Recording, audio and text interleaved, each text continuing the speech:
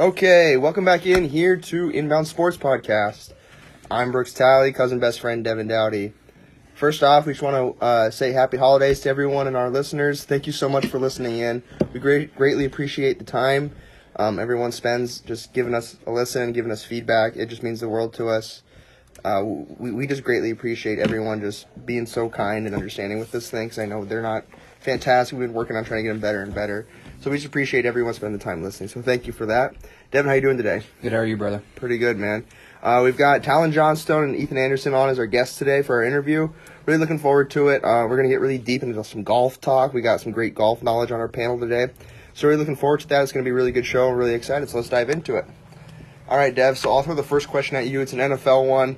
If you could be the owner or GM of any team, who would it be? Yeah, so obviously we don't want to get into the dynasties like the Chiefs, Packers, Buccaneers. So I'm going to go to LA. I'm going to go take the Chargers. Just with the basically the roster they have right now with Justin Herbert, Derwin James, Hunter Henry, Bosa, Ingram, all those guys. Right now they're third in offensive yards on the season. The record doesn't show it. Very young core, tons of upside. Obviously, I think Anthony Lynn's really hurting his chances there right now. But yeah. If I were to take over a team right now, I know we've talked about Arizona and Miami. I'd definitely go with the Chargers. Yeah, I'm going to take kind of a weird take about it, because I'm going to look at it as the aspect of I'm coming in as a new GM. I'm going to take the Jets, just purely because we're most likely going to have the number one overall pick, and that's going to most likely be Trevor Lawrence.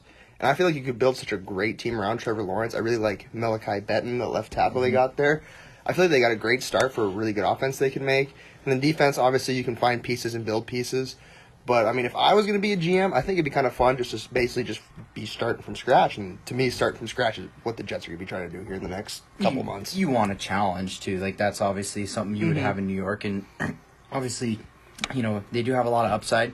Their record is obviously pretty bad. I think Adam Gase has a lot to do with that. But, If I was the GM of the Jets, the very first freaking thing I would do is kick Adam Gase's ass out the door.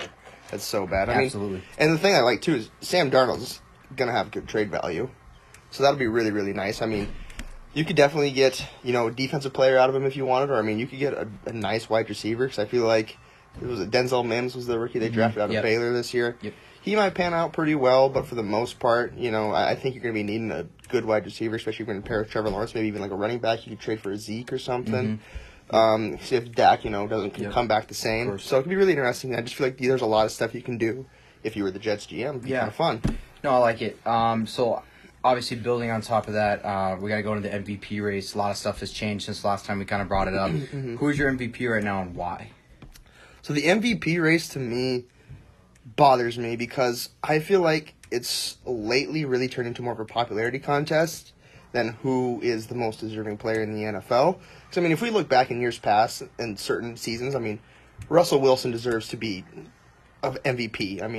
One of those seasons he deserved to be. Lamar Jackson, can't take anything away from the guy, but if we look stat-wise, Kyler Murray had a better year than him as a rookie.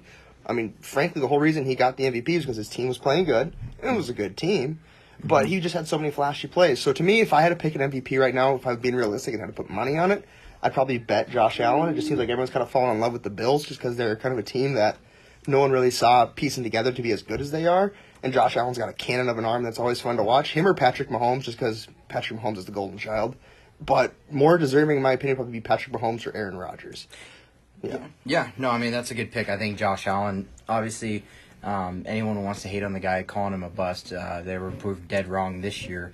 I know he's been developing really good. Obviously, going to Laramie, University of Wyoming. Got to see it. Go Pokes. Yeah, go Pokes, baby. Didn't get to see it in person, but very much when you talk about Patrick Mahomes' arm strength, I think Josh Allen deserves as much praise for arm strength. If not more. Yeah, actually, if not more. And Josh Allen uses his legs. That's a very, very good case, but no bias here. I got to go Aaron Rodgers. Yeah. 33 touchdowns, 4 interceptions, a little over 3,000 yards. Obviously today, I think he had another 4 touchdowns and almost 300 yards. So yeah. As great as Mahomes is, obviously Josh Allen, when you talk about MVP, it stands for most valuable player. So if I took Rodgers and I put him in KC and I took Mahomes and I put him in Green Bay, who has the better record? Yeah. It's going to be Rodgers in Kansas City with Andy Reid. Right. So I agree with that 100%, honestly. It's not a biased pick, but the man is 37 years old, And right now, he is actually, I just saw the stat from Adam Schefter today. He is the only quarterback in NFL history to have more than 5 seasons with 35 passing touchdowns or more. Mm-hmm. So, and he's the quickest to get to 400 passing touchdowns, and I think he was one of the quickest to get to 50,000 total passing yards. Mm-hmm. So, you know, he has 4 interceptions this year, and people still want to shit on him, and I don't get it because this guy, I mean, like I've said before with Riley on the podcast. Mm-hmm. I love this guy to death. I mean, I'm going to be really sad when he leaves because he means everything to our team, and I don't see the Packers even being close to 9-3 without him right now. Yeah, I mean, it's really interesting 'cause, I mean, if let's say you had some blockbuster trade and an Aaron Rodgers for Patrick Mahomes situation happening, realistically, they'll probably have the exact same records. Mm-hmm. Like if it is now. I mean, Patrick Mahomes and Aaron Rodgers. To me, Patrick Mahomes' career, I feel like could play out a lot like Aaron Rodgers. Obviously, sat behind Brett Favre as he did Alex Smith. Brett Favre is probably going to be a Hall of Famer. Should be a Hall of Famer. Alex Smith probably not, but he's got a great legacy and he really is a good quarterback. Mm-hmm. But yeah, I mean, Aaron Rodgers deserves a lot of credit for what he's doing with to be honest, a mediocre squad in them. So yeah, I don't know. I really like Aaron Rodgers as a pick. That's a good one for me. So we'll jump on in here to the next one. We're going to be looking at the Bills or Titans.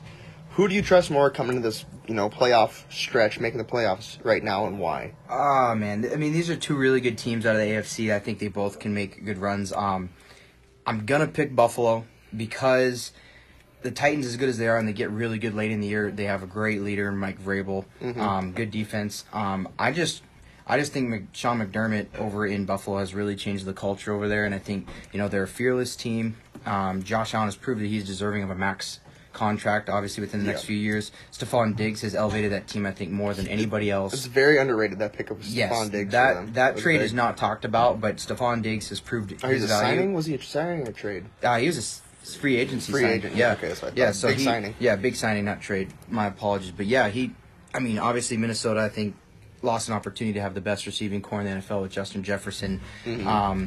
But they're a balanced offense. Really good. They got Devin Singletary. They can get the run game going. They got a really good defense.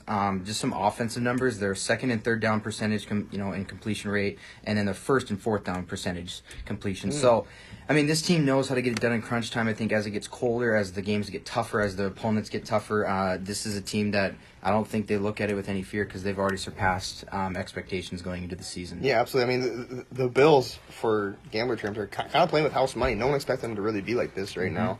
I got to agree with you 100%. I'm going with the Bills. The Titans, especially today, after watching that Browns game with them, really exposed their weaknesses, and that, to me, was the corners and their linebackers. I know they got, Will Compton's one of their linebackers who, he's decent, but I don't think he's, should be starting. And some of their corners, I mean, I was watching them getting burned by guys like Rashard Higgins or Donovan Peoples-Jones. I mean, and I understand, I'm no disrespect to those guys, but, those are guys that you can't be letting fake you on a double move like that. I mean, if it's a guy like Odell, it's a little bit different. Yeah. But I think, especially that loss today against the Browns, we saw a lot of weaknesses on the Titans. And if Derrick Henry isn't getting that run game going, they were non-existent. That's pretty much what happened. Is they rely really heavily on Derrick Henry, and then that play action game comes off of it. But if you can't get Derrick Henry going, play action game doesn't go. Yeah. I mean, the Browns did a really good job of showing everybody why the Titans are a team that needs a little work. I think as great as Tannehill has been there, I think they need a new quarterback. I think they need a young, mobile quarterback. And they're also very injured, so I'll give them a little bit of leadway with that. I know defensively, they're missing their guy, Taylor Lewan, on the offensive line. They're all-time, leader, basically like the Joe Thomas of the Titans. So but everyone's injured at this point, so I think it's the Bills have the edge, in my opinion, going into the playoffs. So actually, going from that now, we'll flip into the team that you see right now, Brooks. They're overhyped. Who is it? And I kind of talk trash on the Titans, but the team I'm going to go with is the Seahawks right now. I was a huge buyer of the Seahawks, probably third or fourth week of the season, but right now they can't figure it out. I think Pete Carroll's kind of just not doing enough with his team. Obviously, you got weapons like DK Metcalf and Tyler Lockett, but Chris Carson being in and out of the season hurts them a lot, and I'm really surprised about that. 'Cause, I thought, Russell Wilson can make water out of wine, it felt like. Whatever he had, he's going to make it look really good. But he's kind of been struggling lately. Their defense has showed the Legion of Boom is ancient at this point. It's no longer existent. It's not what we hoped they would be. Bobby Wagner's pretty much the only person there right now. The Griffin corner's probably their best corner right now, I'd say. Obviously, the one with two hands. I don't know if the one with one hand is still there. But, yeah, to me, it's the Seahawks. Yeah, actually, that's who I got down to. Yeah, obviously, you know, we were on that train for Russell MVP. They're 3-2 in the last 5 games. They actually just dropped to the Giants today. Russell Wilson on the season, 31 touchdowns, 10 interceptions, and in his last 5 games, he has 9 touchdowns, 4 interceptions. So, as great as he is, and I know, obviously, as you know, they have injuries with the running backs. They've had no consistency there. Their defense has been shaky, to say the least. I think this team, you know, when you talk about, you know, the Saints clinched a playoff berth today. The Packers are sitting at the 2 seed, and I think the Seahawks were the 3 seed, but now the Rams are the leaders of the NFC West. So, I think this is a team. We've got, you know, we got 4 games left, and they've got a lot to figure out. They got to kick it in gear, to be honest. I mean, it might be kind of weird for them running down the stretch. Big turnaround coming up, so we'll see if they respond or if they crumble. So we'll see what they do. Yeah, exactly. Yeah, so we'll switch in here to going over the NCAA side, and we're going to talk basketball this time. Really nice having NCAA basketball back. Feels like what's been forever, obviously, with COVID cancellation of March Madness. It's really nice just getting to watch just collegiate basketball in what feels like a century. So I'll ask you, Dev, the team to beat, men and women, I'm sure it's going to be the people on your chest who you're going to go for. Yeah. But who do you got? For the women, it's definitely going to be South Carolina. They scored 408 total points in their 5 games, you know, averaging about 82 points a game, winning on an average of 22 points a game. They're shooting 37% from three-point line as a team. They're very efficient. They can move the ball around. From what I've seen, they won their first game 119-38, if that gives you any idea of what they can do. Yeah.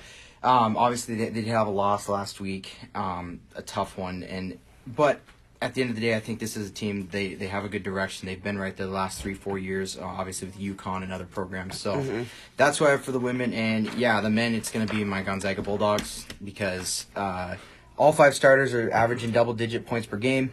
Yeah. If you haven't heard his name, Jalen Suggs needs to be on your radar. Yeah, he's a stud. Freshman point guard for us. Drew Timme doesn't look like a basketball player, but he is a basketball player.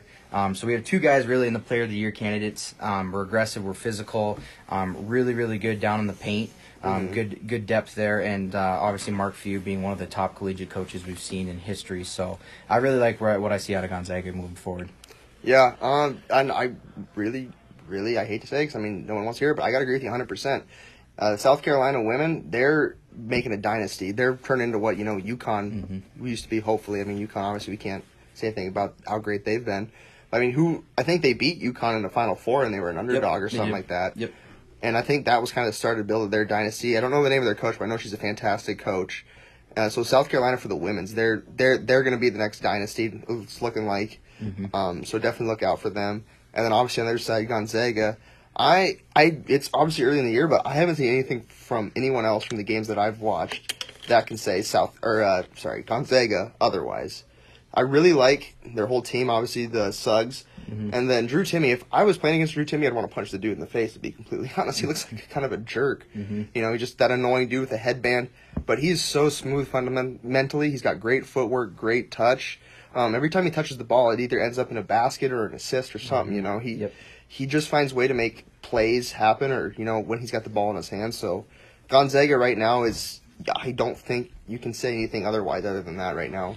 Yeah, I mean, obviously, like I said, I don't want to be super biased on this podcast, but from what we've watched, the only team right now I can truly say has a chance of beating Gonzaga is Baylor. And obviously, COVID shut that game down. Today, they just announced the program at Gonzaga is shutting down for 2 weeks. Yeah, it's tough. So, I mean, but realistically, from what I've seen in the first couple of games, there's not a team out there that can touch us physically. Obviously, we've got, you know, Ayayi and Kispert who can shoot the 3. So, this is a team that I think, obviously, we've had some really good rosters in the past, but this is the team I think Mark Few knows he can go win a national championship with. Yeah, absolutely. So we'll kind of shift gears. So we just talked about the teams to beat. Now we're going to go into some underdogs. So, Brooks, underdogs for both the women and the men. Who is it?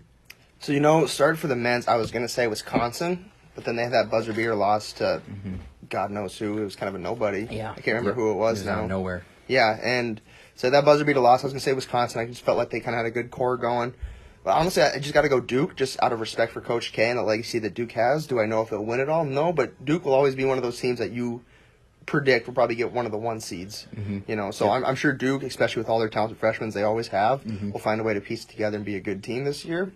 Another one of the women's got to be Notre Dame. Notre Dame's women basketball program is starting to build up and be another elite program. So I really think Notre Dame in the long run will probably be at the end with South Carolina. If we had to look, you know, from now on, but obviously crazy things have happened before, but you know, I just feel like those are a couple teams nobody's really talking about right now. Yeah, no, I mean, those are really good picks. For the women, I'm going to shift gears a little. I'm going to go to Baylor. Look, they're really well coached in Kim Mulkey down there. They got a great staff. I think Baylor's like 3 or 4 right now, so obviously not a huge underdog, but this is a team that when you watch them, they're very aggressive. They get right in your face. They like to press you, starting at least at the half court, if not 3/4, quarter, even full court. Very fearless players. They really like to just give it everything they have if they lose or win. So for that reason, I would say, you know, as great as South Carolina is, even as Stanford for the women, Baylor is a team that you need to watch out for. For the men, I mean, this is hard, but I got to go Iowa. I think Luke Garza is probably going to win Player of the Year. 102 points in his first 3 games. Right. They're solid roster. They're balanced on both ends. They can play defense really well, but they can also score at a high rate, and obviously a lot of that is to Luke Garza. But very sneaky team. I think this is a team we don't really give a lot of credit to. Obviously, with them being the Iowa Hawkeyes, they haven't really made any huge runs in the NCAA tournaments. They haven't really won any big conference championships in the last couple of years, but I think with Garza probably being his last year in the NCAA, going to the draft after this year, I think this is his year to really prove that Iowa is a staple program that you need to watch out for. Yeah, it's a good one. I really, really like that, man. Yeah, you know, Luke Garza is just one of those players that every time he touches the ball, like I said with Drew Timme, it's just something explosive happens. You know, he's a great player, so really looking forward to see how his career plays out and probably future in the NBA. Yep. So we'll shift it over to you again, Dev, here with players to watch out for, then finishing it off here for NCAA basketball. Yeah, so I'll start with the women. There's a lot of really good players in the women's basketball. I think, unfortunately, the men kind of overpower that, and they take a lot of the spotlight. But I picked 2 from the women and 2 from the men. Ryan Howard, she's a guard from Kentucky. She's averaging just shy of 24 points a game, just shy of 7 rebounds a game, and then about 3 steals a game. You know, Kentucky's, I believe, they're just cracked the top 10 in the last poll. So this is a team obviously on the rise as well, and she's, I believe, a 6'2" junior. So for the guards, I mean, that's a really, really tall player. Big, yeah. And then shifting gears down to Arizona, Ari McDonald, she's 5'6" guard there. She's got about 21 points a game, 6 rebounds a game, and 4 assists a game. Yeah. Really can spread the floor. She's really good at shooting it deep, but she can also she makes you respect that so that she can get inside, dish it, finish it. So those are 2 that players that, from what I've seen, what I've watched, I think they're players that can really make a run. I think they're also leaders on their teams. So these are 2, you know, Kentucky, Arizona are also teams I'd say that you got to watch out for come tournament time. Obviously with COVID. Really weird, really tough to kind of see it through. For the men, 2 guys I've actually already talked about, Drew Timme and Luke Garza. Yeah. Drew Timme, obviously a forward from Gonzaga, like Brooks said. He's about 23 points a game, 6 rebounds a game, and a steal per game. This is a guy, like Brooks said, when you want to talk about efficiency rating, he's probably the most efficient big man in the NCAA outside of Luke Garza.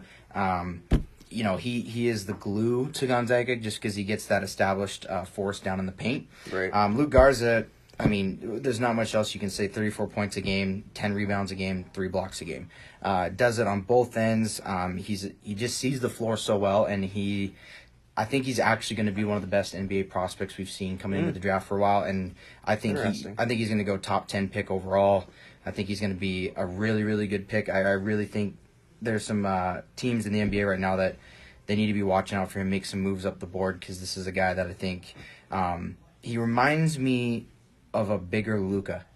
Yeah. He's not as quick, but he sees the floor. He's willing to dish it. He can board. He can block. He can shoot it from, you know, way beyond the three-point line, and he's really good on the inside with little faders. So I think this is a guy that I'm not comparing him to Luka, but I think this is a guy who could have an impact like Luka. Right, absolutely. I mean, I agree with you 100%, and not to, you know, blabber on anymore so we can get more into our interview and everything, but really, you did take both mine. And mine was the Howard from Kentucky for the women's. Obviously, great player.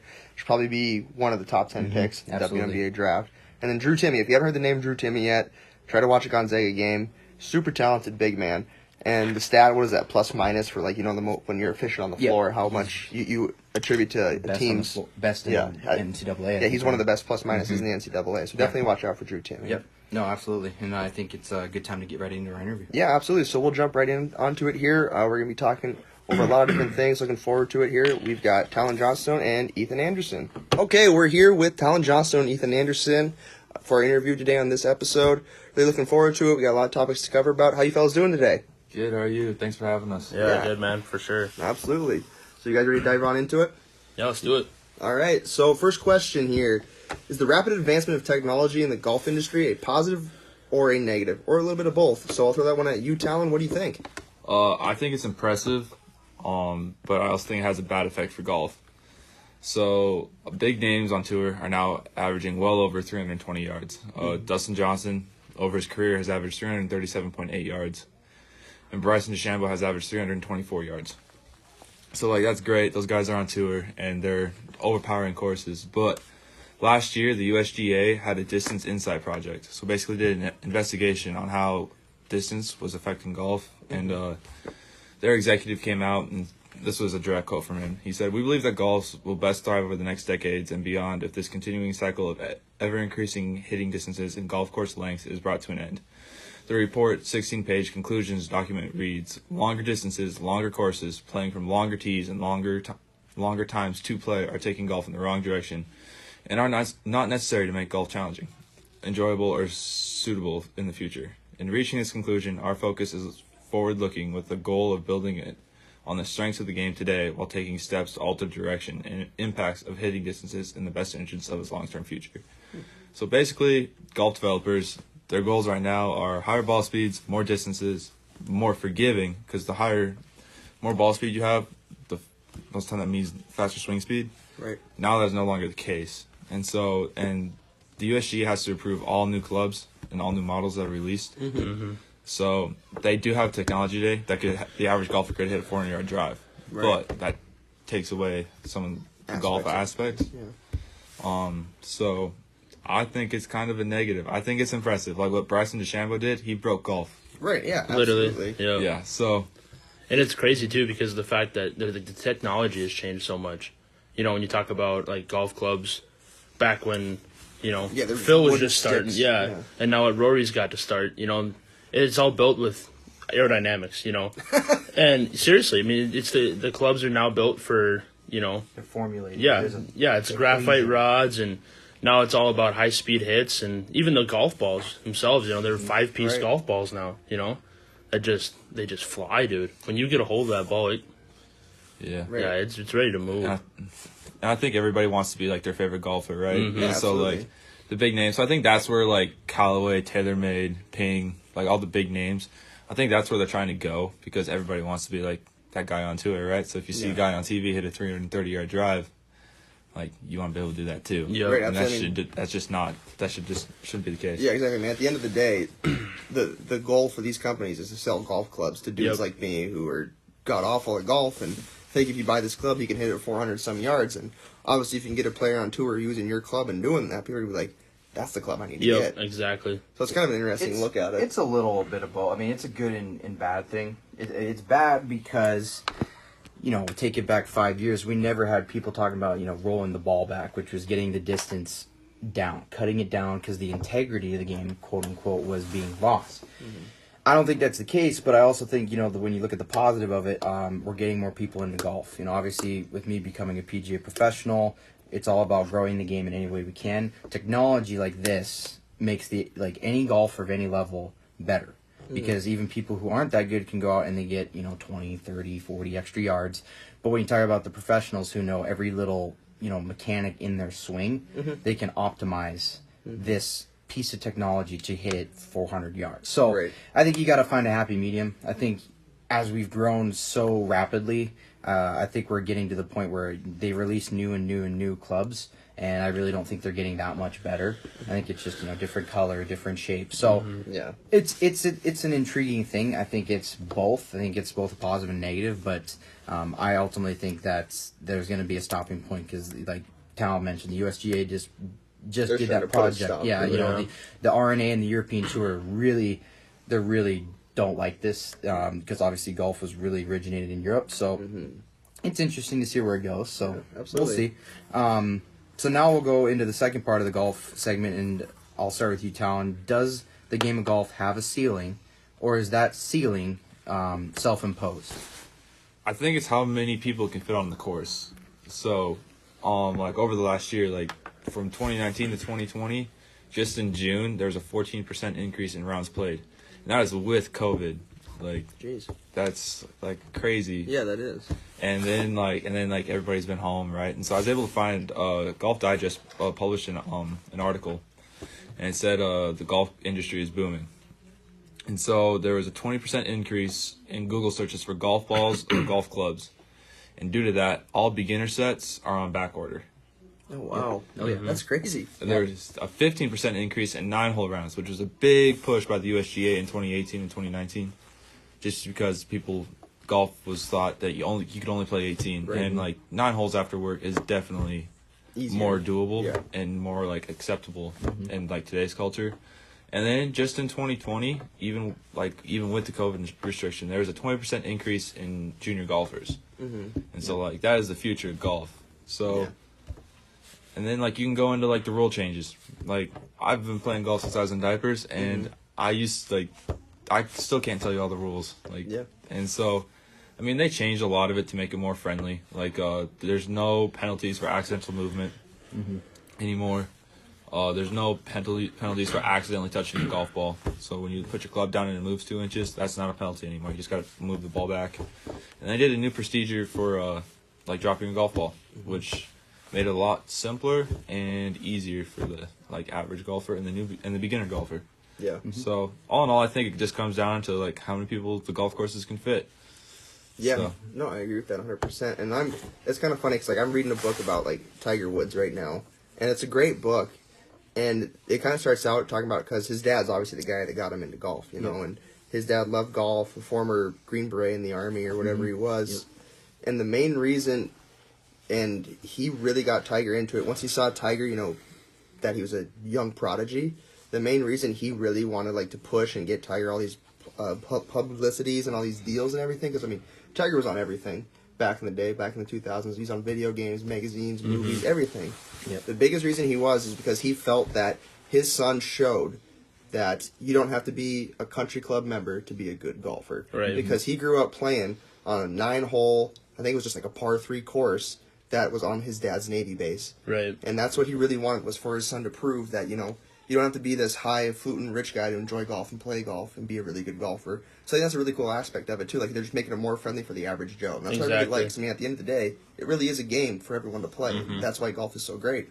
Well, like going back what Talon said too, with all the numbers and stuff, like I can't even tell you the last time where I've been somewhere and people aren't talking about golf. You know what I'm saying? Like it's just gotten It's so growing. big, dude. And like people are talking about the new clubs and the new balls and who, you know, is just balling out of their mind. And growing up, we never used to talk about stuff like that. And I think that the game's just changing. I think that there's just a lot more people out there who not only want to play, but like want to get started. You know, and like with the whole thing that Talon said with all the golf starting kits, they're getting on back order.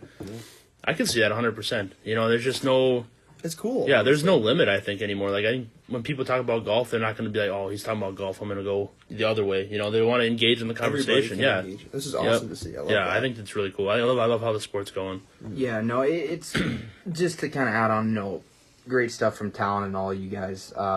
The ceiling of golf is self-imposed. I mean, the moment that people like me, professionals, stop giving a shit is the moment that this game dies. And I don't think that'll ever happen. Obviously, like Talon talked about, resources. There's only so many golf courses, and there's only so many that, guys can just, get done working an 8-to-5 job, drive on over and go play. Country clubs, much as I love them, they don't really grow the game. They grow a target market of 300 members or whatever the case may be. So I don't think the ceiling is there. I think it's a completely self-imposed. I think golf courses are never going to stop being built.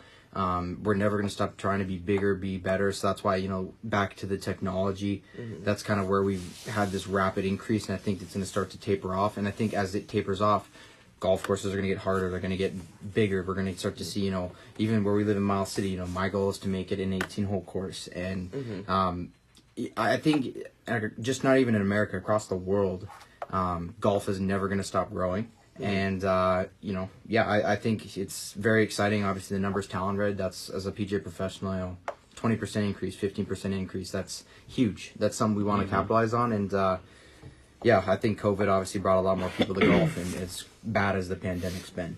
Right, yeah, that's, I guess, a positive takeaway out of it. Mm-hmm. So I'll definitely throw this one at you guys. I'm really interested to see, the debate between Talon and Evo, because I know one's going to be coming here soon.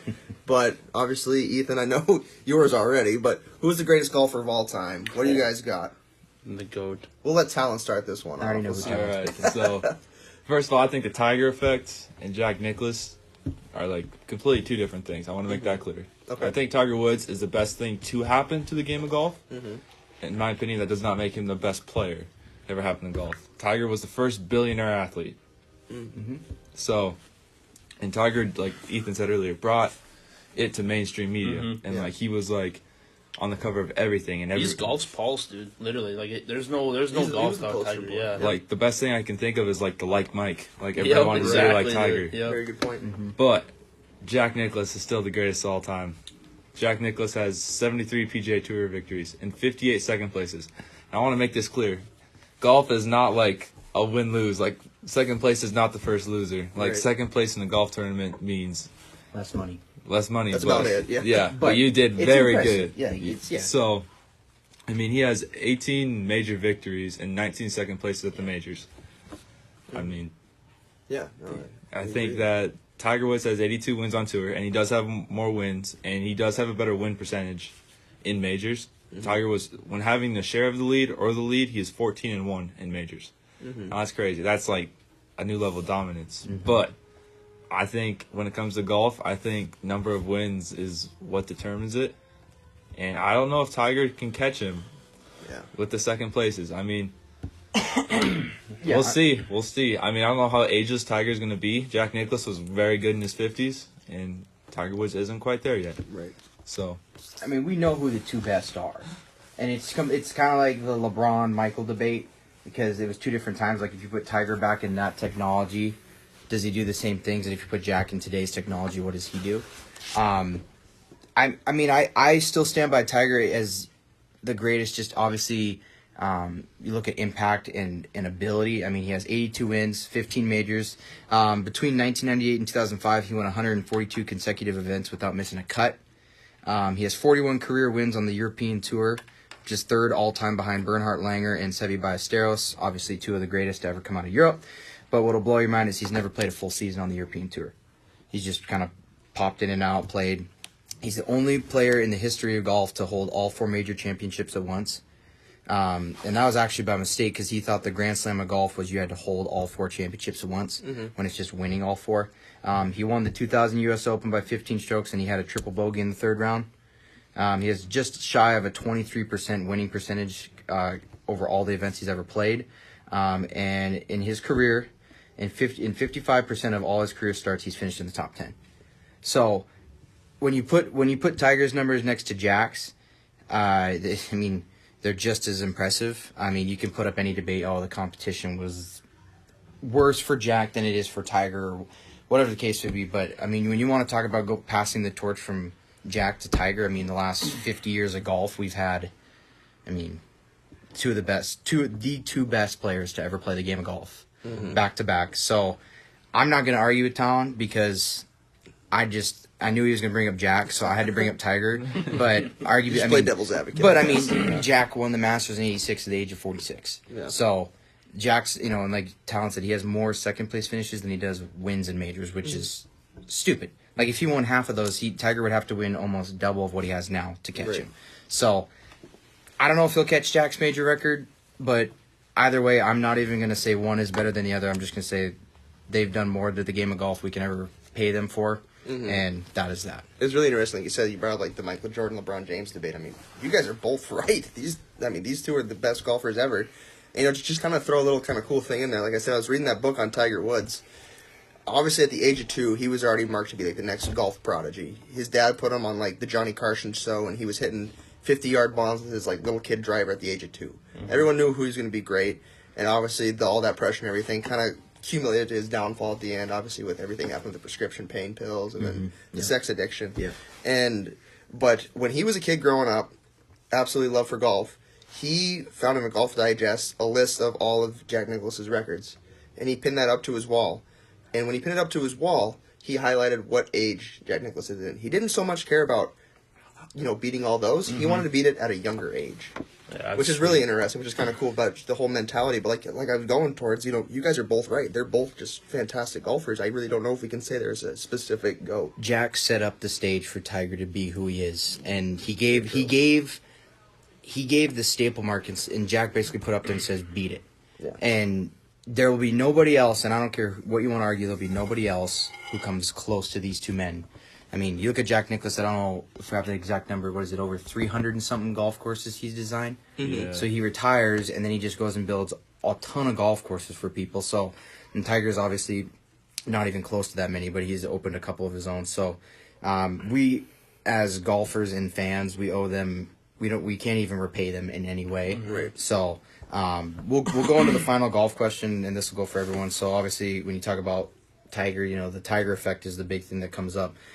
Is the Tiger effect the greatest thing that has ever happened to the game of golf? Hands down. Yeah. Yeah, hands down. Without a doubt. Yeah. I mean, when he was in, I think it was 2018, and he was walking down the Tour 18th. Championship Yeah, at there was like East Lake. tens of thousands of people. Yep. Tiger.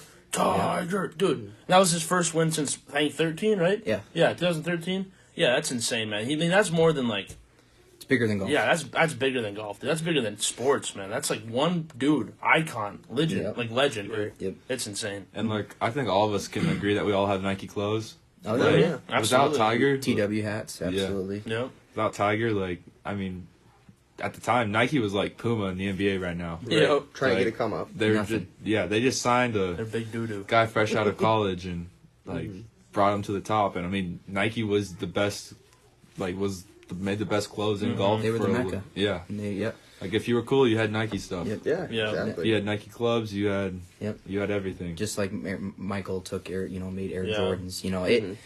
It's and these are some stats I wrote down about the Tiger effect. I mean, he was the first African American to win the Masters. In 2017, 26% of all newcomers to the game of golf were non-Caucasian, which is great because obviously the Right. stigma around golf is Rich white man's game. Rich white man. So, and I'll say this: if you ever wanted to say what is Tiger to golf, Tiger Woods is to golf what Jackie Robinson was to the game of baseball.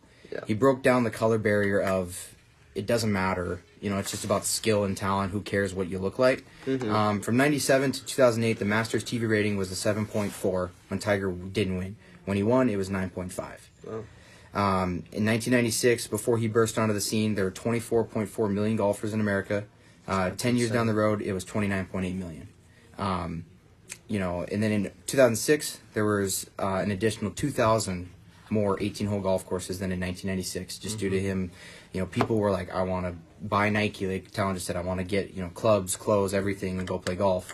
In 2009, he was the first athlete in the world to ever make over $1 billion. He averaged, so if you take from the time he came on to when he made $1 billion, that's an average of about 77 million a year he was making. So, 10 golfers before him had ever grossed over $7 million in their career, and I think Jack was one of them. Yeah, I think he just got it. Barely eclipsed it.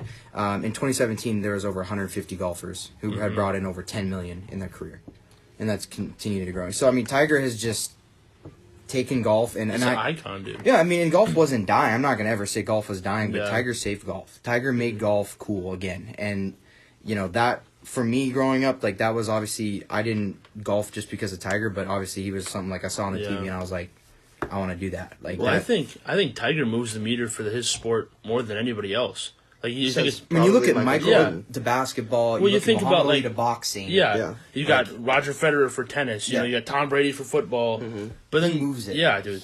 There's no meter for that he's guy. When he was Magnet. hurt, Yeah. TV ratings were like an all-time low since like '97 when he Yeah. was like really bursting on. So Yeah. I mean, people were so quick to forgive him too after all that. I mean, sure, people make yeah. I mean, mistakes. obviously, you definitely should forgive people, but I mean, we just wanted him back Yeah. so bad, and like everyone just wanted him to be back to his form when he first came back on the tour. Damn it, the so media bad. tore him down on that though, dude. Yeah, they it ate was him alive. You got to feel bad for the guy. Obviously, no rights, but not everyone's always right.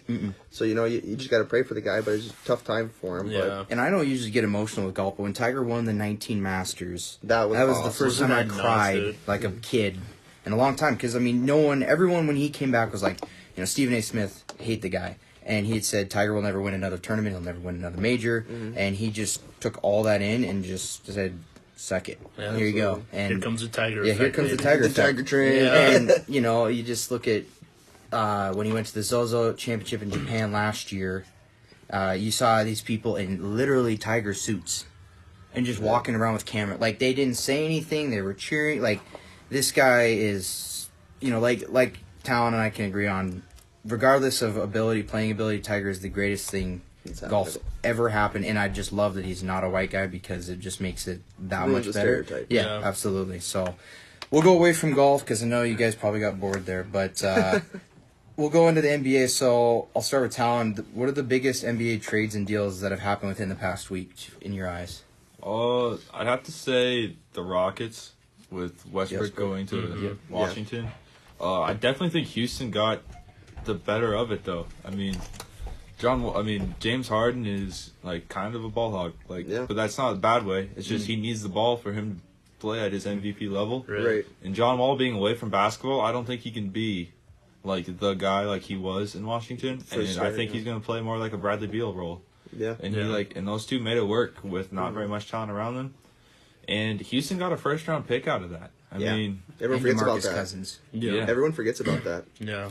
Houston also signed DeMarcus Cousins, Yeah. like you said. So I'm kind of excited for this Kentucky reunion. Yeah, that's right. Like Yeah, that that's was gonna be wild. That John was Wall fun. and Boogie. Yeah, I forgot about They that. brought the fun to NCAA basketball. They really did. Yeah. And- Do the John. Yeah, Wall. sir. Yeah, Yeah. and they were the first class to really do the one and done. Yep. Yeah, So- the start of it, honestly. Yeah. That's a good point. You don't really think about that. Yeah. Yeah, so and then they also signed Gerald Green for the league minimum. He's a stud. He broke his foot last season, so but I mean the guy He can dunk. The That guy guy can can dunk. dunk. He He's can flat dunk. out is- Sleeper. yeah, so I mean I think he'll be fun to have around. Yeah, he'll be nuts.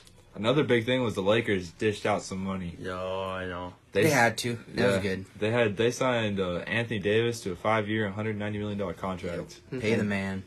And then LeBron James signed a 2-year extension, and it's an $85 million extension for 2 years, which I thought was interesting because, like, I know LeBron, like, every year we're like, LeBron's getting old. Right. But, like, it's kind of like, I don't know how much Yeah. longer he can keep this up. Like, it's not like he's Tom Brady. Like, Tom Brady is not, like, I'm not saying, like, when Tom Brady gets hit, he gets hit. Mm-hmm. But, like, Tom Brady has dudes paid to stand in front of him and protect him. Right. Yeah.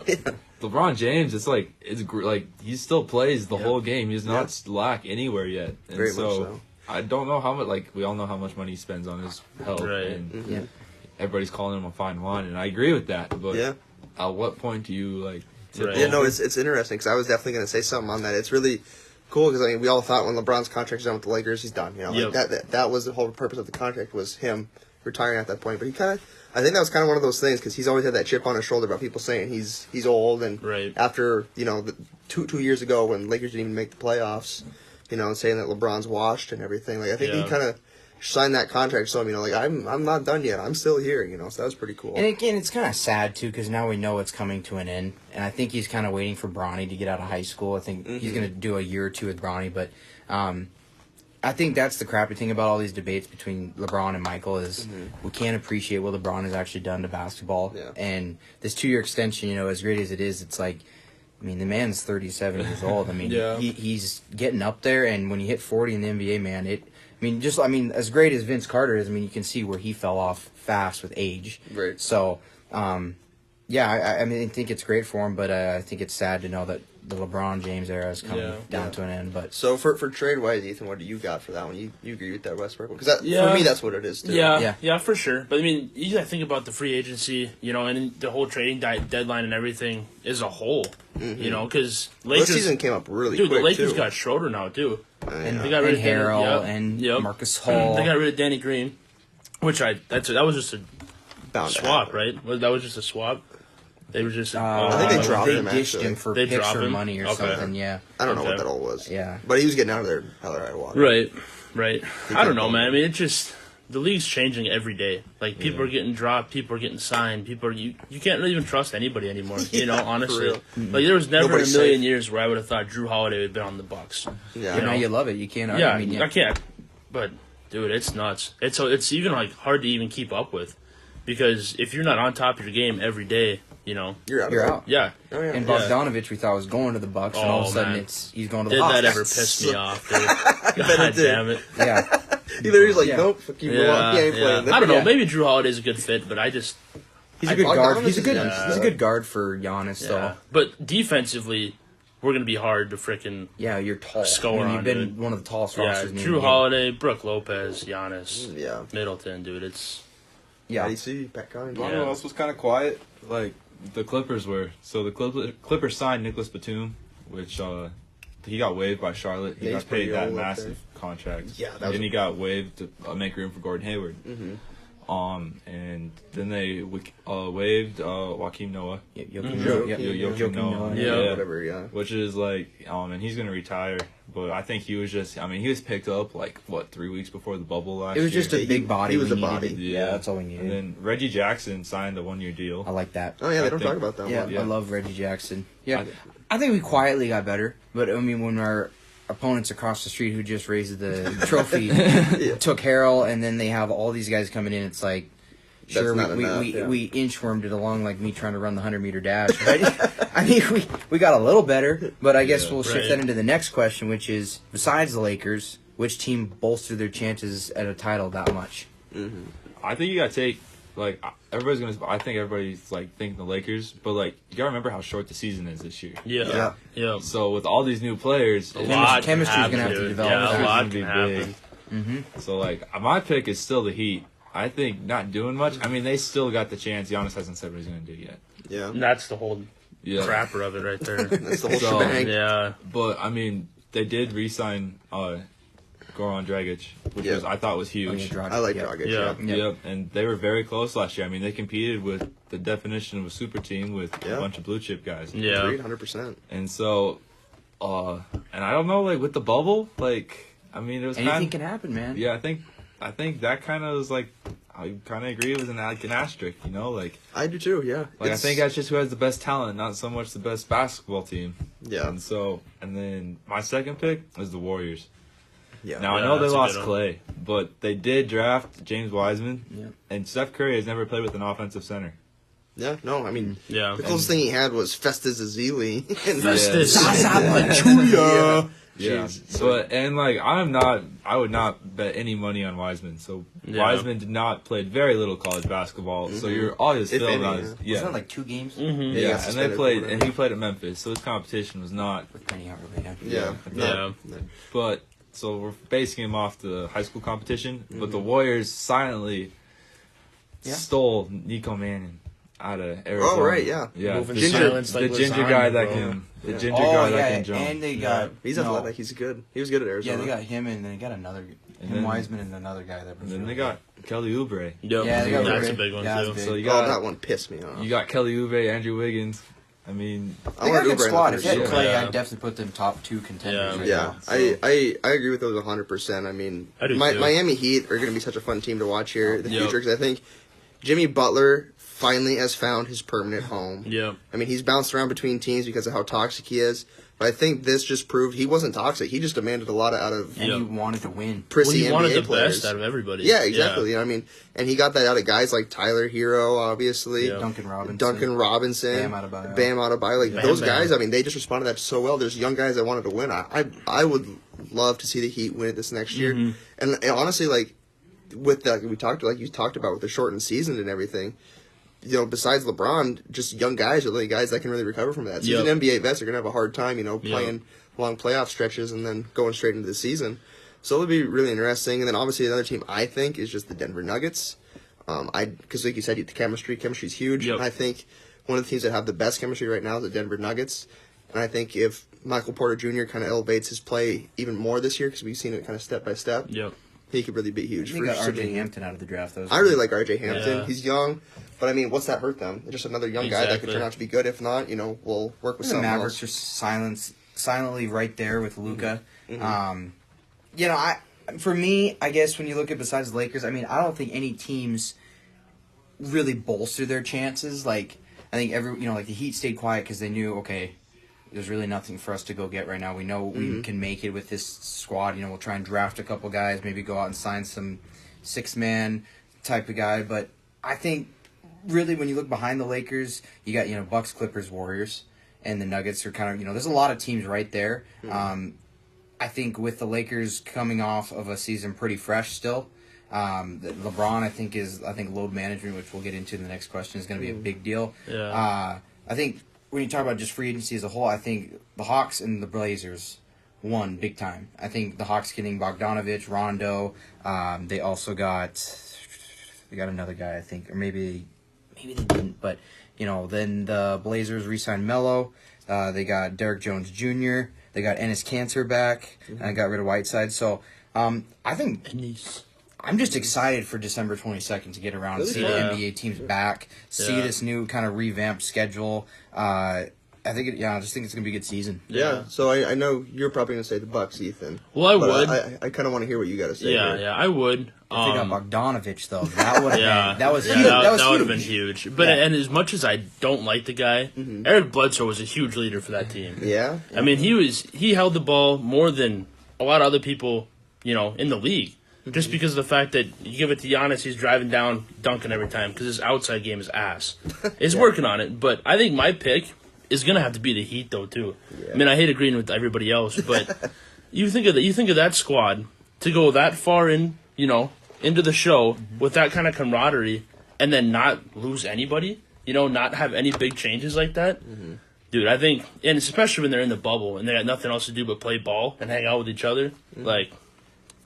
They're going to have some big sauce, dude. I'm telling you. They get some dogs. Yeah. The cameras aren't on. We'll see which teams are in the gym grinding right now. I think the Heat, I know Jimmy Butler, there was a picture the day after they lost. He was in the gym for like 4 hours. Yeah, shooting and playing. I mean, the guy's never been about money, which I love. I love he just wants to ball and just wants to play and you win. hear him like in the media and stuff like that. And you hear him on, when they're mic'd up. And he's like a douche. He's yelling at everybody, talking to everybody, but he wants the best for everybody. Yeah. I think we all watched The Last Dance. Yep. Yeah. And I think everybody can agree that Michael Jordan was not nice to his teammates. But Yeah. I guarantee if you go back and ask any one of them, they're glad he was that way. 'Cause Exactly. There's a reason why the Yep. Bulls. It may not be what they wanted, but it's what they needed exactly. to win. And I think that's that same mentality that JB's got. I agree 100%. Almost Yeah. had like Mamba-ish mentality. Yeah. No, he does. They saw a little bit of that from. And a team, I Michael. think we also, I guess, just to kind of throw in, just to kind of end it, is the Celtics. I think that's another. They got Peyton Pritchard out of Oregon.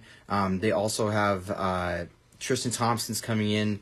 And I think Jason Tatum. They just signed him to a max deal. He worked with Kobe a couple times, obviously before Kobe passed away. So this is another team that they got rid of Gordon Hayward's big contract, and I'm very intrigued to see what Brad Stevens does over there. So don't sleep on Boston either. We'll see No, how I they think go. Tatum's a great leader. Yeah. I think that the Celtics officials are kind of realizing that they're like, well, okay, this kid's for real, he's- and this he's not afraid to guy's load. this guy's got the sauce. All right, so we're kind of running out of time here, but we'll wrap it up with this last question for you guys. I'll start with you, Ethan. What do you think here? With the season starting soon, will load management be at an all-time high this season for superstars like LeBron and such other? I think yes, just due to the fact that what Talon said and I guess what we all said was the season's so short this year, and there's going to be off-season, and there's going to be guys, the offseason, my bad, but there's going to be guys who want to win. There's going to be guys who want to put that on their back and boom, want to go. Because, as much as I love the guy, Giannis is a great example. He's going to put all that weight on his back and play 37 minutes and score 37 points, but then you look at the rest of the team and they got nothing going on.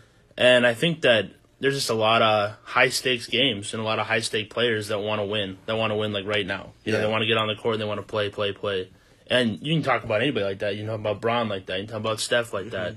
Giannis like that. I mean, there's a lot of high-stakes players like that who just want to win, and I think they're going to do everything in their power to win. Yeah. So it'll be interesting to see, but I think starting out, we'll see a little bit of it because obviously like Kawhi, we've always struggled with seeing him take load management games and stuff like that. that's what I'm saying, But icon players. Yeah, for some reason, I just kind of think like later on as the season picks up, they'll start playing more as games get more and more impactful. Yeah. And everything, but I think definitely like having to spend all that time at Disney World, obviously not the most magical place in the world Right. for them. you know, they needed like some time to recuperate and enjoy themselves, actually live life a little bit. So, you know, I think that they'll get a little bit more load management games in the beginning. Then later on, I can see like the mentality of, all right, let's Right, get in gear. and you think of those high impact players who just got brand new people on the court. Yeah. You know, you don't know if you can trust this guy to make that shot. It's just that's that kind of stuff that would really mess with a guy. Yeah, I think they're all going to be in charge of themselves. Like I said, high impact players. I mean, Jimmy Butler was huge in Miami's free agency. LeBron has played GM and has played coach when he was in Cleveland. Yeah, exactly. So I think it's all going to be on like the mentality of the player. Like Kawhi Leonard, like Kawhi's just kind of cool, just chilling, to be honest. yeah, he's like, I don't want to tear up my body playing this sport. Yeah, And for so real. he found somewhere that was okay. I think Dame will not miss a game. No. He's got that dog I think, mentality. I mean, if they need it, they're going to take it, and I don't think they want to burn anybody out. But the season is kind of like, I know it's been a like shorter like off season, but the season also has been condensed quite a bit too. Because I think the NBA is going to try to get back on track to the way they were. Right, normal. Because I don't think they've set the finals date, but they are shooting for July. July. Yeah. No, I think, you know, just to keep it brief, I think to start, like LeBron and those guys will definitely sit out a little bit, but I think the bubble proved that seeding doesn't matter. I think it's just all about getting hot at the right time. I think Kawhi has been notorious for it, but I think this season he doesn't do it as much. He's had more time to sit. Obviously, with Montrezl Harrell leaving, he needs to be the leader that we demand out of him. So I think he's going to get a lot of minutes. So, I mean, I'm intrigued. But Yeah, absolutely. I appreciate both of you coming on, being our guests today. So, Thanks for having me. Appreciate it. Appreciate it, absolutely, guys. Like Dev said, we really appreciate you guys taking time out of your day just to get notes on everything and come in and sit down and talk to us. We love having you guys on. You guys were fantastic guests. It was an awesome interview. So thank you again for being on, guys. Appreciate it. Yeah, thanks for having us, man. Yeah, absolutely. We'll talk to you later. All right, so that was Talon and Ethan in our interview. Great interview. Awesome time talking to them. We had a blast. So we'll wrap up the show today. We're not going to get into the bets just because we were late filming this episode. Obviously, a lot of NFL things already happened. So we haven't given time enough for next week to fill out the bet slip. So we'll avoid that. But Dev's got a cool announcement talking about here for some of our prediction stuff. yeah, so obviously, thanks again to Talon and Ethan for what they brought to the podcast. Obviously, thought they did a great job, brought some most fantastic definitely. knowledge. Much love to both of them. So a little game we're gonna have. So obviously, we got 4 games left in the NFL season for the NFL teams, and obviously into the playoffs, pending COVID, everything around that. A fun thing Brooks and I are going to do, so it'll be recorded on this podcast, and we'll make sure we hold true to it. We're going to make our Super Bowl picks with score right now.